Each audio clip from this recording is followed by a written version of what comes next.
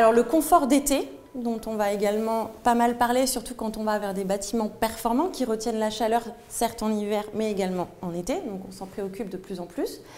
Donc d'abord, comment on le caractérise? Il y a deux valeurs en fait qui caractérisent le confort d'été. C'est déjà la température maximum atteinte dans le logement. Donc c'est ce qu'on appelle le pic de température.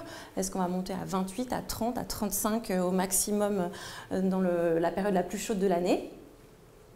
Mais également la durée pendant laquelle on dépasse la température d'inconfort. Donc par exemple, si on considère, c'est souvent au-delà de 27 degrés qu'on considère que l'inconfort thermique commence à apparaître, on va compter le nombre d'heures au-delà desquelles on est à 27 degrés. Voilà, donc c'est évident que si on dépasse ce seuil de confort 3 heures dans l'année ou 500 heures dans l'année, ça ne va pas être la même pour l'occupant. Donc quels sont les facteurs, pareil que pour le confort d'hiver, qui agissent principalement et qui influent sur ce confort d'été? Donc pareil, les différentes études donnent un petit peu des statistiques qui nous permettent de classer les leviers de performance finalement qui influent sur ce confort. Donc le premier facteur qui permet de maintenir du confort en été sans climatisation, c'est la surventilation nocturne. Donc ça c'est vrai, sous nos latitudes, c'est évident que si on construit dans le Sahara, c'est pas la même chose.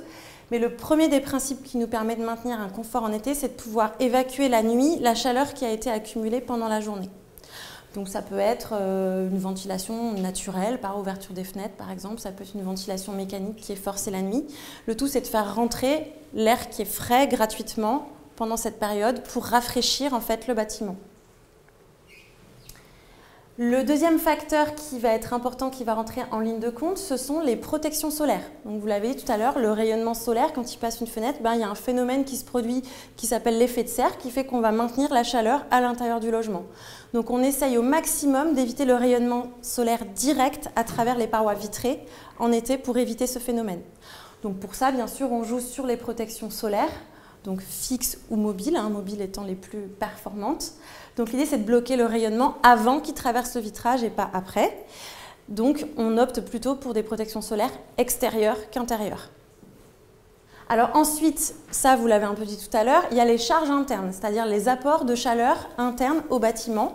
On oublie souvent ça quand on joue sur le confort d'été, mais finalement, si on bloque totalement le rayonnement solaire et qu'en compensation, on utilise le recours à l'éclairage artificiel, ça nous chauffe. Donc ce n'est pas forcément une solution non plus. On essaie plutôt de conserver ce qu'on appelle le rayonnement diffus pour conserver quand même de la lumière naturelle. Ça peut être également l'activité humaine, voilà, par exemple la cuisson, etc. Et en dernier, il y a donc le phénomène d'inertie du bâtiment. Je vais faire un petit schéma juste pour expliquer un peu plus le phénomène d'inertie, comment on peut le visualiser.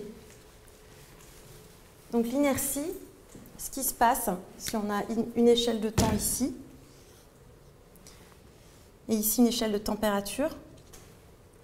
Donc là, on va regarder par exemple la courbe en fait, de la température extérieure, qui fait ça en fait au cours d'une journée. Et en fait, l'inertie, elle nous permet de créer une température intérieure qui va être à la fois amortie, c'est-à-dire que le pic va être plus bas, et également déphasé, c'est-à-dire qu'au lieu de se produire peut-être à midi ou à 14 h, il va se produire aux alentours peut-être de 18 ou 19 h. Mais l'avantage, c'est qu'à ce moment-là, il fera plus frais à l'extérieur, donc on pourra ventiler pour faire rentrer l'air frais. Donc l'intérêt, c'est effectivement d'avoir ce déphasage de l'onde de température dans le temps. Donc c'est ça en fait que traduit l'inertie. Si vous voulez, l'inertie, il n'y a pas une seule grandeur physique qui la caractérise.